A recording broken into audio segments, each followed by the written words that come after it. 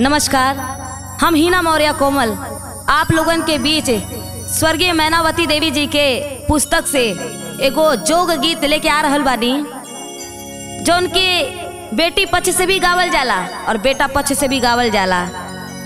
विवाह संस्कार के दौरान सुनल जाइए और बतावल जाए कि कैसन लगा तरह लोगन के।